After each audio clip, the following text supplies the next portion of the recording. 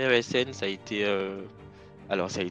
quasiment, c'était un enfer en fait, un enfer dans la mesure où je n'avais rien à faire, il n'y avait pas de, il n'y avait pas d'activité, fallait être sur site, donc aller au cabinet tous les jours, se montrer présent, répondre à des appels d'offres.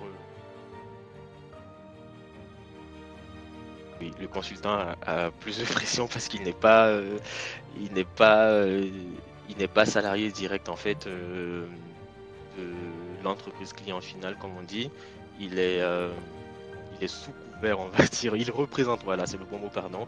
Il représente en fait une ESN, une image, une marque.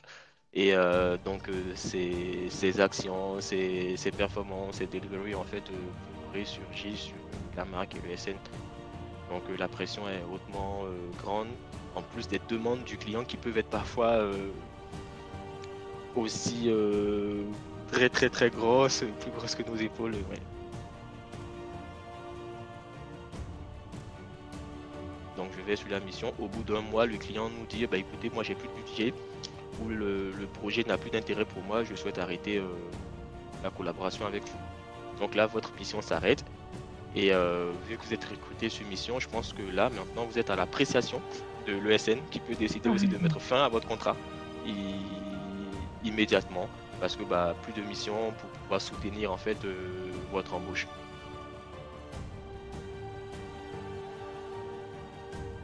Bonjour et bienvenue sur Data Academy, la chaîne dédiée aux formations et Success Story Data. Je suis Émilie Brenda, data ingénieure, et avec mon amie Charlotte, nous avons décidé de créer ce podcast pour mettre en avant les hommes et les femmes qui font bouger le monde de la data. Bonjour Charlotte. Bonjour Émilie. Bonjour Christophe. Moi c'est Charlotte Bimon, je suis data scientist et comme l'a dit Émilie, on a fondé Data Academy qui est à la fois un fournisseur de formation mais aussi une chaîne dédiée à tout ce qui va être échange autour de sujets de data. Donc aujourd'hui nous avons le plaisir d'accueillir Christophe, il est data scientist. Christophe, je vais te laisser te présenter ton parcours académique et professionnel aux personnes qui vont te découvrir à travers ce podcast. Alors, merci Émilie, merci Brenda de me recevoir ce soir sur votre podcast. Alors, c'est une très belle initiative en fait que j'encourage et pour laquelle que je rejoins avec beaucoup d'enthousiasme. Alors, mon parcours à moi en fait démarre il y a quelques années dans l'informatique. Donc, j'ai une licence en informatique de base qui m'a permis de, entre autres, de découvrir le métier de la data un peu en amont, donc à partir de 2014. Et on était vraiment dans cette phase-là en train d'entendre parler de l'intelligence artificielle qui montait.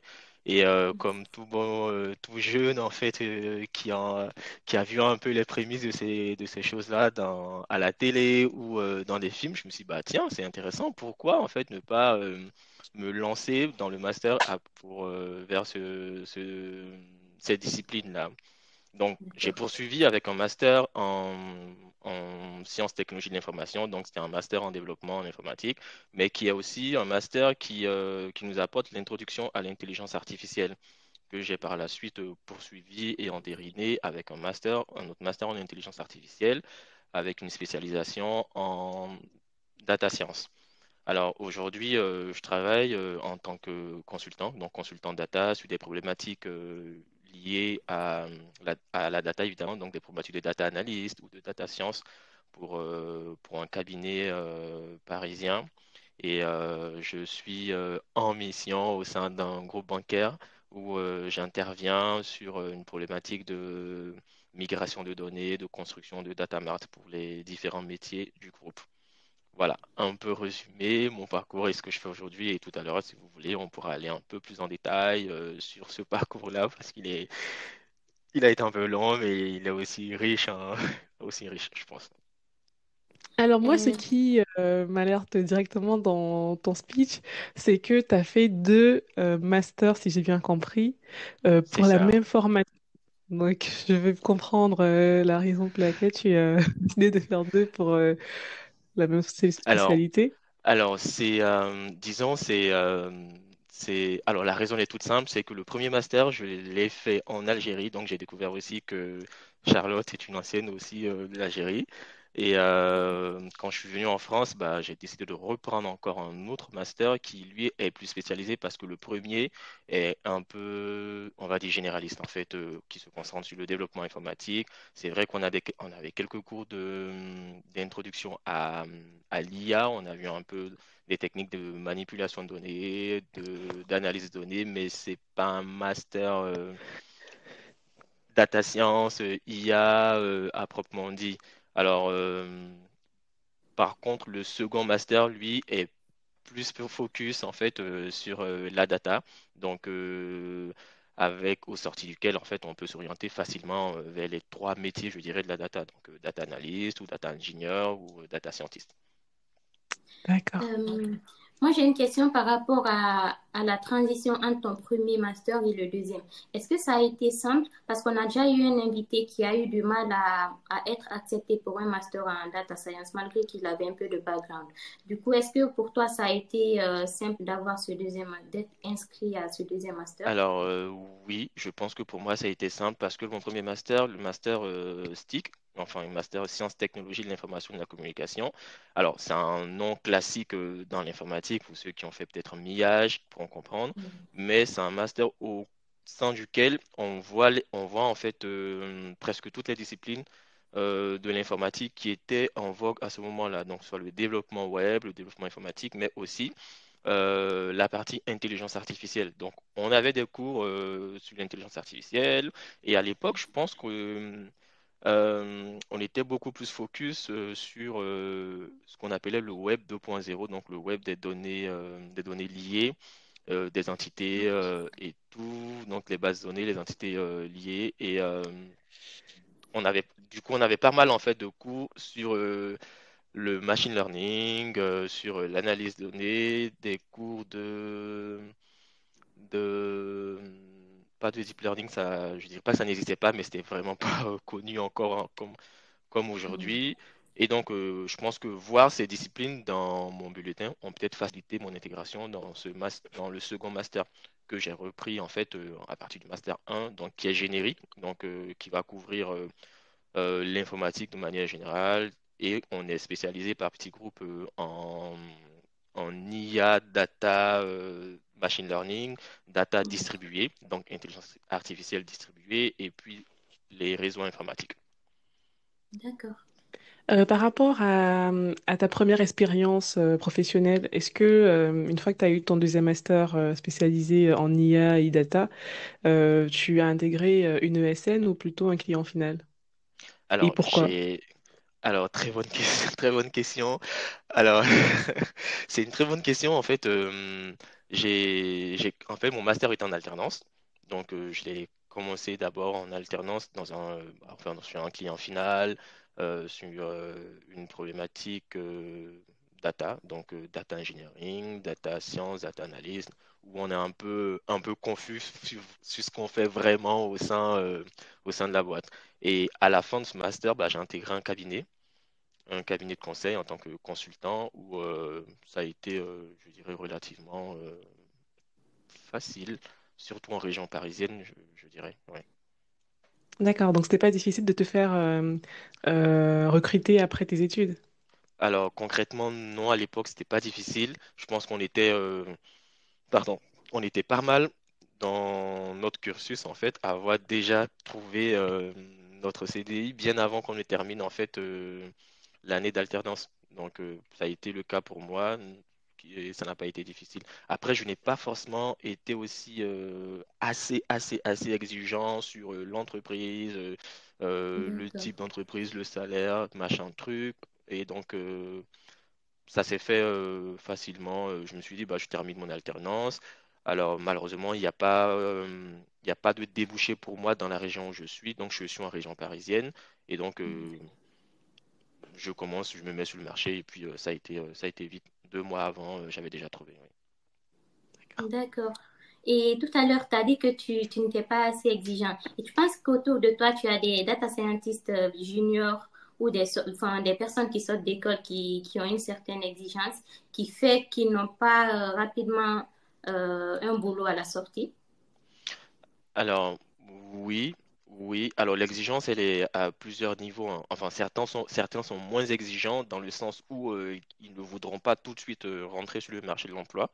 Donc, on l'entend souvent par bah, je sors de 5 ans d'études, j'ai envie de prendre quelques mois de vacances, aller en vacances et je vais revenir plus tard. Et puis, il y a une autre catégorie qui, elle, a besoin de trouver un boulot tout de suite. Et pour des raisons, je dirais même administratives, et ça a été le cas pour moi.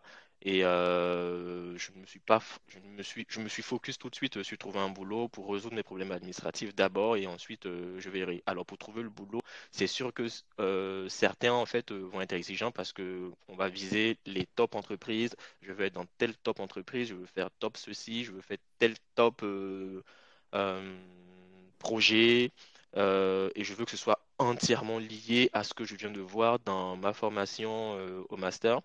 Donc l'exigence va être à ce niveau-là. Et puis pour d'autres, l'exigence va être à ce niveau, bah, en fait, une entreprise me veut, elle est intéressée, elle va m'emmener sur un projet, je vais travailler sur ce projet, je vais continuer à apprendre à monter en compétence en fait sur d'autres technos, ou même des technos que je n'ai jamais vus, ou que j'ai déjà vus, mais pour lesquels je vais approfondir et voilà. Donc, à certains égards, il y a des exigences en fait. Et dans mon cas, bah, je l'ai plutôt placé sur le volet administratif et puis le volet montée en compétences progressives, peu importe D'accord. l'entreprise.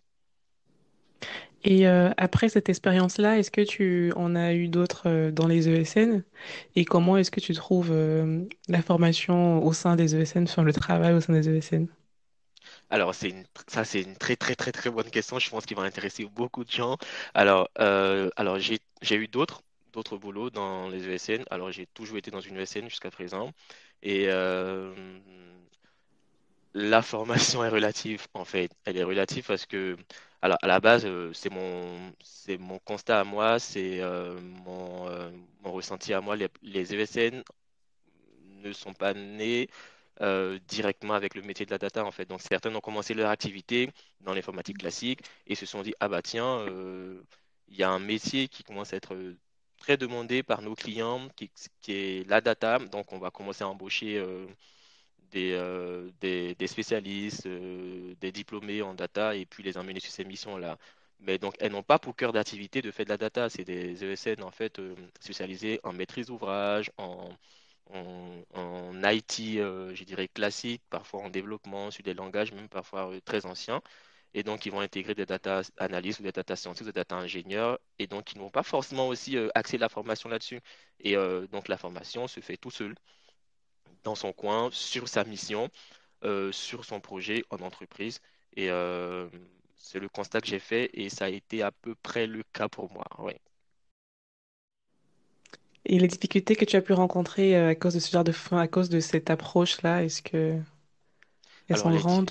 elles sont de grandes difficultés parce on est tout de suite jeté en fait dans la mare quand on part en mission et quand on est en mission, parfois aussi, on n'a pas de bac, on n'a pas forcément de bac en interne qui pourrait répondre à la sollicitation à laquelle on fait face en entreprise et on est quasiment réduit à faire un peu comme à l'école, c'est-à-dire à se débrouiller tout seul sur Internet, à s'auto-former pour pouvoir rebondir et reprendre à la problématique à laquelle on est confronté.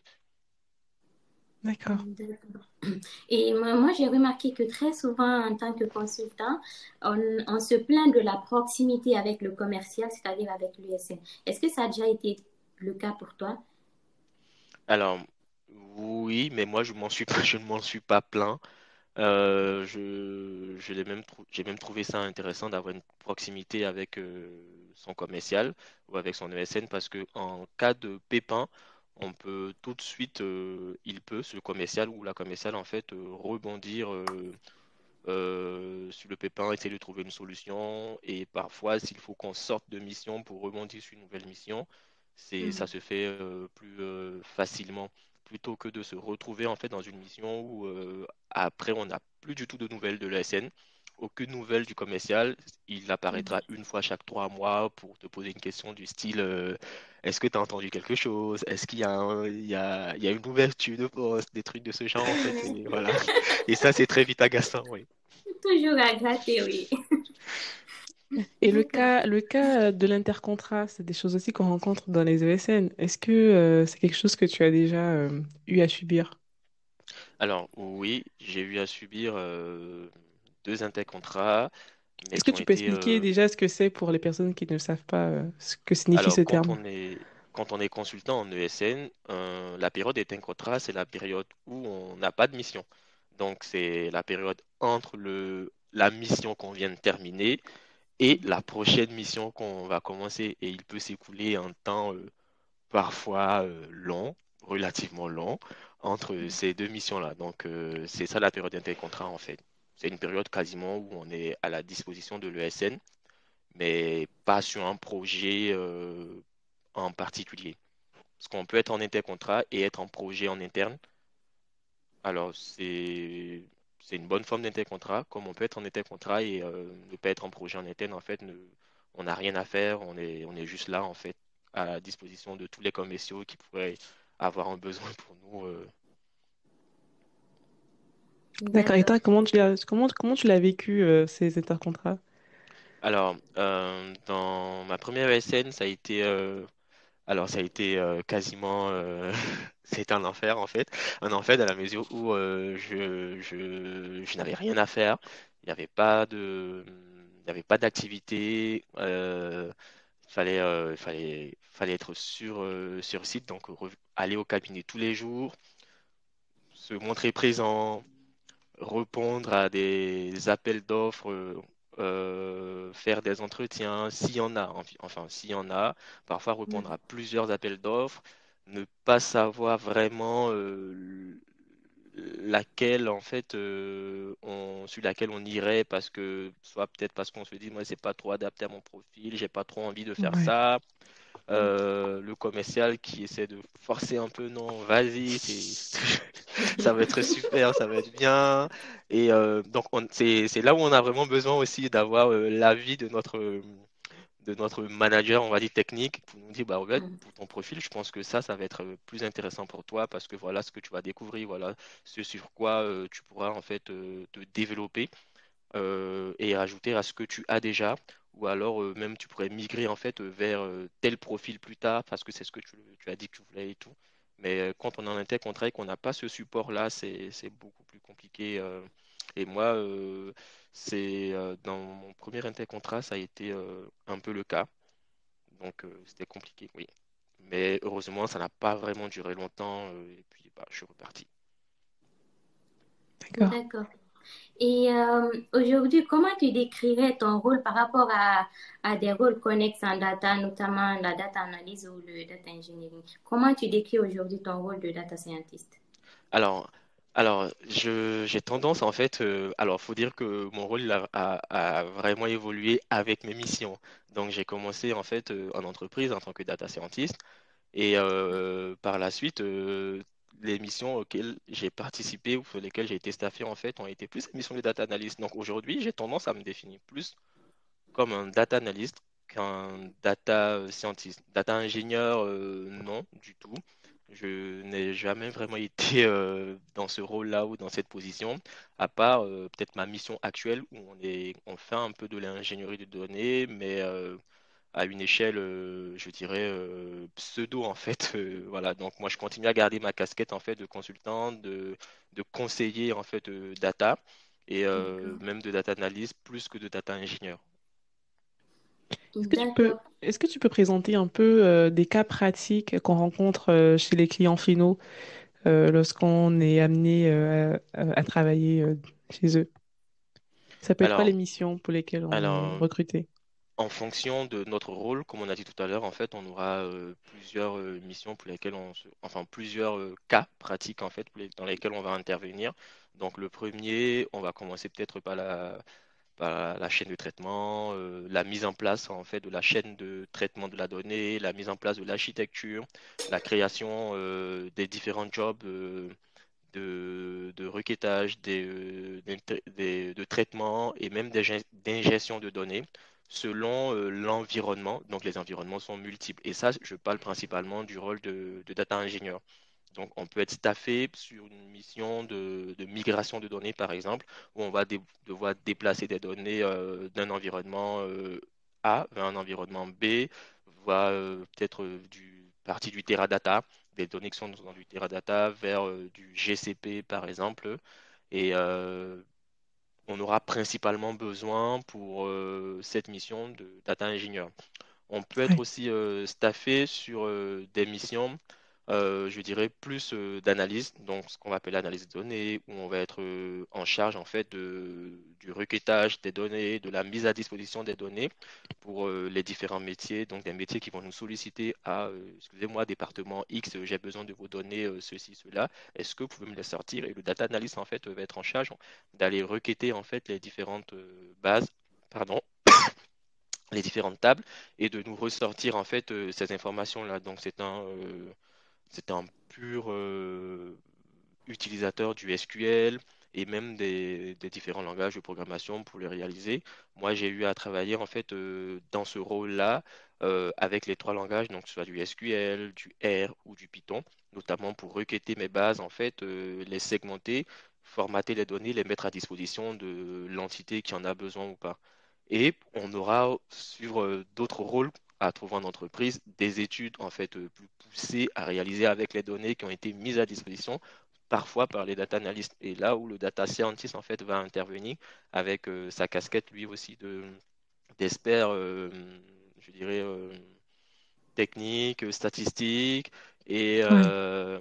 et mathématiques, mais aussi avec son expérience en fait sur le métier en question pour pouvoir apporter une réponse adéquate à la problématique à laquelle on s'attaque. Donc, ça peut être de la prédiction de comportement, de l'étude comportementale, des études statistiques diverses et variées sur une activité précise, du pricing, du scoring, et il y en a tellement, ouais.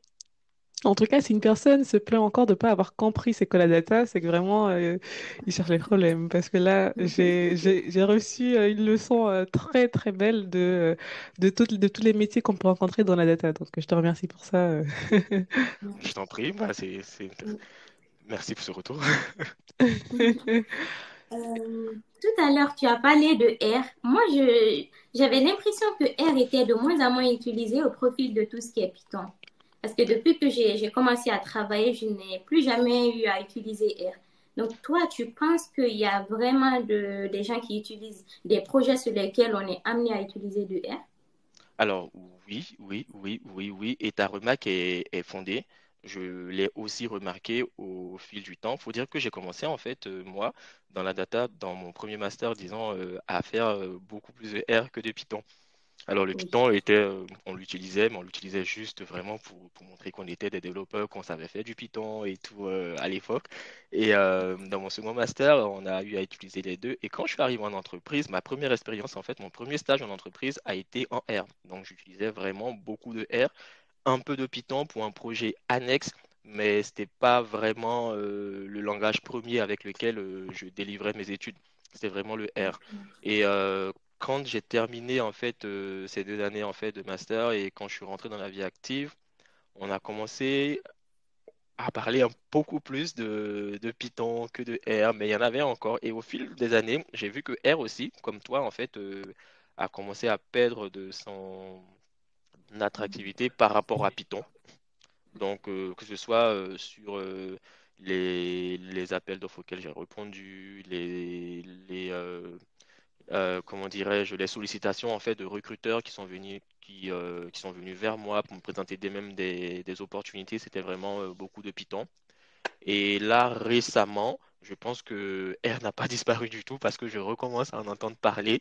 Là, il y a un poste sur lequel j'ai été contacté, même récemment, en fait, dans une grande boîte de téléphonie en fait, de la place pour lequel on devrait bosser essentiellement en R. Après, je pense à l'appréciation de l'ingénieur de données, du data scientist ou du data analyst, en fait, De se dire, Mhm. bof, moi je préfère pas bosser sur du R, je préfère bosser sur du Python parce que je pense que c'est plus utilisé, c'est plus connu, ou voilà. Mais sinon, j'ai encore des amis en entreprise qui, depuis Mhm. des années, font vraiment que du R, du R. Est-ce qu'on peut revenir un peu sur tes expériences en ESN? Parce que je sais qu'il y a beaucoup de personnes qui s'intéressent à ce sujet-là et je voulais qu'on creuse vraiment pour qu'ils puissent avoir les réponses aux différentes questions qui se posent. Donc, en fait, le recrutement en ESN, comment ça se passe? Est-ce que l'entreprise, quand elle vient vers toi, elle vient avec une mission que un client lui propose? Ou est-ce qu'elle te recrute pour que, suivant ton profil, elle puisse chercher une mission qui va te correspondre? Alors, tout dépend en fait du besoin, je veux dire en fait de l'ESN. Donc, l'ESN va avoir deux besoins. Elle va avoir un besoin immédiat pour pour lequel elle a besoin d'un consultant en fait dans une discipline donnée pour pouvoir en fait le présenter à son client. Et donc là, on parlera en fait d'un recrutement sur mission. Donc, c'est-à-dire qu'elle a un besoin immédiat, elle vient vers toi, elle te dit, Émilie, bonjour Émilie, voilà, moi je suis intéressé par ton profil et j'ai telle mission qui, je pense, te correspond. Est-ce que ça t'intéresse? On lui dira en fait, on lui dira oui, bah je suis intéressé. Et ensuite, le SN en fait pourra te faire des entretiens. Donc, tu feras des entretiens, tu feras passer un test, éventuellement un test pour évaluer en fait ton niveau. Ensuite, représenter ton profil avec le test, tout ça au client. Et c'est au client de décider ensuite s'il t'embarque avec lui ou pas. Une fois que le client valide ton dossier, bah, le SN te fait un contrat derrière qui fait office en fait de contrat d'embauche et donc tu pourras rentrer dans ses effectifs et en tant que consultant recruté pour une mission sur une mission en fait particulière. D'accord. Euh, à contrario, enfin contrario, à côté, en fait, on a un autre type de recrutement qui, lui, est basé plus sur ton profil, en fait. Donc, le SN n'a pas de besoin particulier. Elle a juste envie peut-être de gonfler ses effectifs, d'avoir des consultants prêts à partir tout de suite en mission, parce que la recherche de candidats ou de consultants peut être compliquée quand elle n'a pas. Et donc, elle viendra vers toi, te dirait, bah, en fait, je suis intéressé par ton profil, parce que voilà, j'ai un besoin de recrutement. Et puis, s'en suivront les échanges, les tests, les entretiens, et à la suite desquels tu peux intégrer cette ESN-là en tant que consultant recruté, mais sur profil. Et une fois à l'intérieur de l'ESN, des missions te seront proposées au fur et à mesure et tu iras sur une mission en particulier qui t'intéresse ou pas. Et parmi les deux cas, quel est celui que tu conseilles aux futurs candidats? Oula, alors, alors, alors, plutôt que de donner un conseil, peut-être donner peut-être les inconvénients des deux et puis chacun son, fera son avis tout seul et prendra sa décision. C'est que quand on est recruté sur mission, bah, en fait, on est directement lié à la mission. Je suis recruté aujourd'hui, je démarre lundi prochain sur une mission pour le compte de tel cabinet de conseil. Donc, je vais sur la mission. Au bout d'un mois, le client nous dit, bah, écoutez, moi, j'ai plus de budget ou le projet n'a plus d'intérêt pour moi, je souhaite arrêter la collaboration avec vous. Donc là, votre mission s'arrête. Et vu que vous êtes recruté sur mission, je pense que là, maintenant, vous êtes à l'appréciation de l'ESN qui peut décider Ah aussi oui. de mettre fin à votre contrat immédiatement parce que bah, plus de mission pour pouvoir soutenir en fait votre embauche. Donc ça, D'accord. c'est, je dirais, principalement l'inconvénient du recrutement sur mission. Là où le recrutement sur profil, on est vraiment intégré d'abord aux effectifs de l'entreprise avant d'aller sur mission. Et donc, une fois sur mission, même si ça se passe mal, ça peut arriver, on peut ressortir de cette mission, revenir au cabinet, le temps de pouvoir rebondir sur une nouvelle mission. Mais notre contrat n'est pas lié à la mission en tant que telle. D'accord, Donc ça, c'est très c'est un intéressant. peu la différence et les inconvénients. Et puis bah, en fonction, chacun fera son avis. Avec le temps, moi j'aurais tendance à dire que je préfère démarrer tout de suite avec une SN sur un recrutement sur mission parce que je sais que j'ai une mission directe. Je vais pas, je commence tout de suite. je ne reste pas en fait à ne rien faire au cabinet parce que ça peut Mm. arriver qu'on ne fasse rien quand on est en intercontrat. Et Ouais. plutôt que de démarrer sur profil et puis devoir se taper 3 mois, 4 mois avant qu'une mission n'arrive et ainsi de suite. Donc Après, ça il faut c'est... bien préciser que quand on ne fait rien, on est quand même payé. Ah oui, ah oui, ah oui. Ah oui. Après, On est payé. Très c'est pas une important. incitation à être payé à ne rien faire, non. Peut-être pour ça que je l'ai pas précisé, mais voilà. Quand on ne fait rien, quand on en était contrat, oui, on est quand même payé. Ouais. Hmm.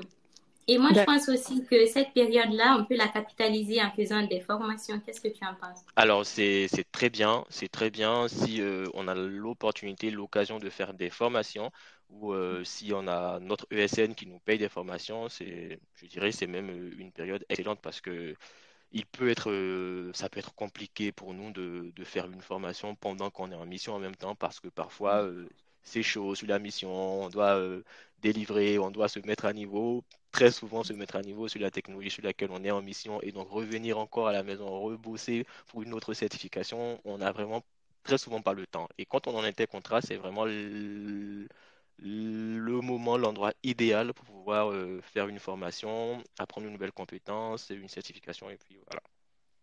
De ton point de vue, Et de ton point de vue, est-ce que le consultant a plus de pression que la personne qui est directement chez le client final? Quand tu vas Oui, chez... oui, oui, oui. De mon point de vue, oui. Le consultant a plus de pression parce il n'est pas,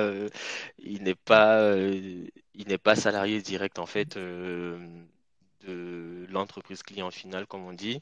Il est, euh, il est sous couvert, on va dire. Il représente, voilà, c'est le bon mot, pardon. Il représente en fait une ESN, une image, une marque. Et donc, ses actions, ses performances, ses delivery, en fait, peuvent ressurgir sur la marque et le SN. Donc, la pression est hautement grande, en plus des demandes du client qui peuvent être parfois aussi très, très, très grosses, plus grosses que nos épaules. Ouais. je suis d'accord avec toi. Moi, j'ai vu sur certaines de mes missions, mes collègues qui étaient en interne, enfin, ils se barraient à 17 heures et toi, tu restes là jusqu'à 19 heures Exactement, pour oui, oui. bosser.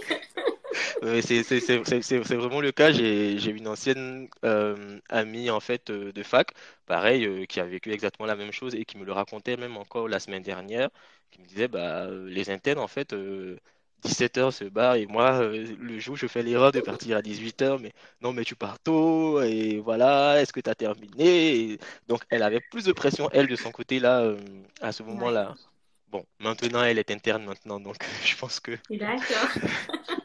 C'est l'objectif ça, final de tout ça devrait. consultant. Est-ce que l'objectif final, c'est de rentrer chez le client final? Alors, euh, alors j'ai connu les deux. J'ai connu, c'est-à-dire ceux qui sont partis de l'ESN ou du rôle de consultant vers l'internalisation et de ceux qui sont partis de l'internalisation vers le cabinet. Donc, je dirais que quand on est nouveau, je pense que c'est notre objectif en fait final, se dire c'est bon, j'ai assez tourné, je suis fatigué de me balader. Maintenant, je veux me focaliser sur un métier bien donné, précis, une discipline précise, et puis avancer sereinement. Et plutôt que d'être un peu avec l'épée de Damoclès sur la tête, jusqu'à tout moment, on ne sait pas en fait où on va atterrir dans la prochaine mission et tout. Est-ce que la mission va pas s'arrêter? Est-ce que le client aura toujours un budget? Et oui, c'est beaucoup de stress et donc beaucoup ont pour ambition de terminer chez le client final. Et tout ce stress-là, est-ce qu'il n'est pas compensé par la somme qu'on gagne chez les ESN comparée à celle des salariés dans les entreprises? Alors, tout dépend de l'ESN dans laquelle on est, je dirais, de la maturité niveau rémunération de cette ESN-là, en fait. Mais oui, parfois, oui, tout ce stress est compensé parce qu'on touche qui peut être relativement plus élevé que ce qu'on toucherait en fixe chez un client final. D'accord. En tout cas, je te remercie pour toutes les réponses que tu as pu donner à ces questions-là. Et elles étaient très pertinentes, tes réponses, et j'espère qu'elles vont pouvoir aider le maximum de personnes qui se posent des questions auprès concernant les ESN, concernant la data en général. Voilà, et donc je te remercie pour ta Bah, je vous en participation. prie. Je vous en prie, bah, c'est l'objectif. Si ça peut vraiment aider certains à se faire une idée précise et même à se lancer, bah, moi, je suis content en fait. Et je dirais à ceux qui sont dans la data, qui hésitent, bah, n'hésitez pas, allez-y, foncez. Il y a beaucoup, beaucoup de métiers dans la data. Et prenez-en un et puis apprenez. Et puis après, si vous êtes fatigué, vous en prenez un autre. Moi, là, actuellement, j'essaie d'aller vers le métier des data ingénieurs. J'espère que j'y arriverai. Et voilà. D'accord. Merci beaucoup, Christophe. Merci Merci pour ce Charlotte, temps que merci tu as Émilie. passé avec nous.